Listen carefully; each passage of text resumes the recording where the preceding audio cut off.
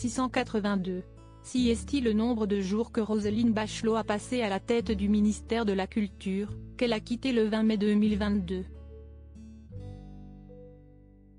Si est également le titre qu'elle a choisi pour le livre dans lequel elle relate cette expérience.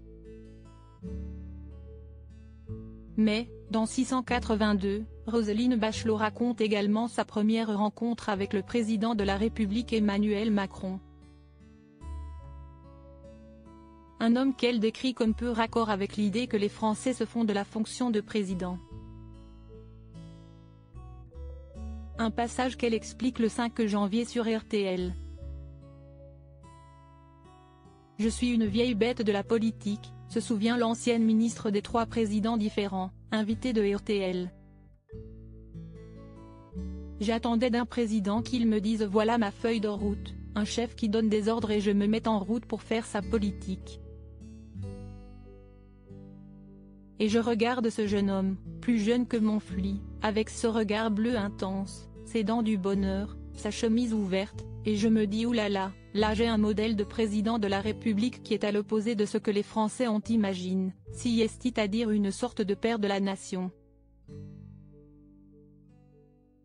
Et là, on a un fils de la nation.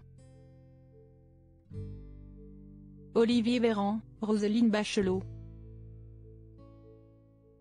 Ces politiques qui ont osé révéler leur salaire, pense Roselyne Bachelot d'Emmanuel Macron. Mais Roselyne Bachelot est loin de condamner ce nouveau modèle de président de la République qu'incarne, à ses yeux, Emmanuel Macron. Au contraire, elle semble plutôt respectueuse, voire admirative, de ce changement. Il est chef, mais si est-il autre chose. On est passé à une autre époque, théorise ainsi l'ancienne ministre de la Culture sur le plateau de RTL. Et moi, je suis la fille d'une époque ancienne. J'ai commencé la politique avec mon père résistant. J'ai écrit un livre qui s'appelle La petite fille de la 5e. Emmanuel Macron est-il un mauvais président? Certainement pas, tranche immédiatement Roselyne Bachelot. Il a été formidable dans ces 682 jours.